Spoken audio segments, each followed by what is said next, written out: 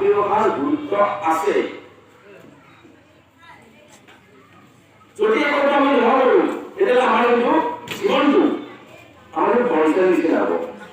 আমি যে বঞ্চনা আমি কাগজ লিখিব কৰোঁ যে তাৰ মাজত পানী দিব লাগিব, পানী দিব লাগিব। কিন্তু আমাৰ এই অসমভূমি ইমান দূৰা যে আমি আমৰ মানে আমৰ হেৰিটো বা আমৰ গুটিটো দলিয়াই দিছোঁ।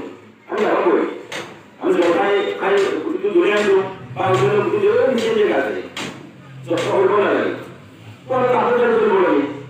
আমাৰ মাতৃভাষাটো ইমান চহকী, এই গ্ৰুপৰ ভূমি নিচিনা ইমান চহকী। ইংৰাজী চান বুলি ক'লে এটা বেলেগ নোৱাৰে। আমাৰ অসমীয়াত এই চানৰ অৰ্থ কিমান আছে, চানৰ অৰ্থ কিমান আছে? ভাস্কৰ, দিবাকৰ, বেলি, সূৰ্য। গতিকে আমাৰ ভাষাটো ইমান চহকী, এই বস্তুটো আমি কৰি তুলিব পাৰোঁ।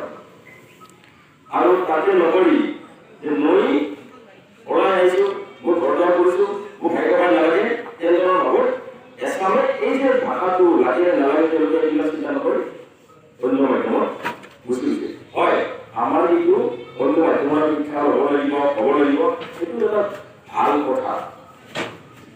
আমি যিমানে ভাষা জানিম সেইটো আমাৰ নিজৰ কাৰণে ভাল, বেয়া কথা নহয়। কিন্তু আমি নিজে আমি এৰি দিব নালাগে, এইটো উচিত নহয়।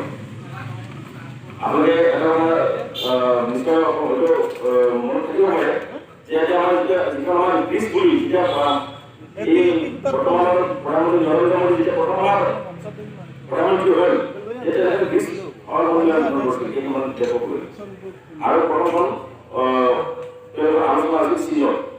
তাত বিভিন্ন দেশৰ বিভিন্ন ৰাজ্যৰ লোক ভোট খাইছে আৰু তাত কিছুমান সাংস্কৃতিক অনুষ্ঠান কৰিব পৰা হৈছিল। আৰু বহুত এই ৰাজ্যৰ অসম বা বিহাৰ বা আমাৰ তামিলনাডু অন্ধ্ৰপ্ৰদেশ এনেকুৱা ৰাজ্যৰ মানুহ গৈছিল। আৰু প্ৰতি আমাৰ ৰাজ্যৰ মানুহে নিজৰ স্বকীয় সাজ পিন্ধি গৈছিল। তাত কেইজনমান মানুহ গৈছিল, তেওঁলোকৰ কোনো ধৰণৰ বিশেষ স্বকীয় সাজ আছিল।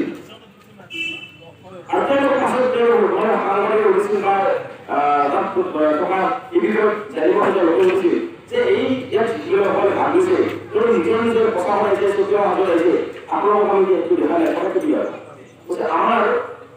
আমাৰ সংস্কৃতি কি, আমাৰ পোচাক আমি নিজে নাজানিলো, জনাই নাই। আমি আজি এনেকৈ আহিছো আৰু আজি আমি আহি ইয়াত লজ্জিত হৈছো। ভাষা এটা আমাৰ সংস্কৃতি,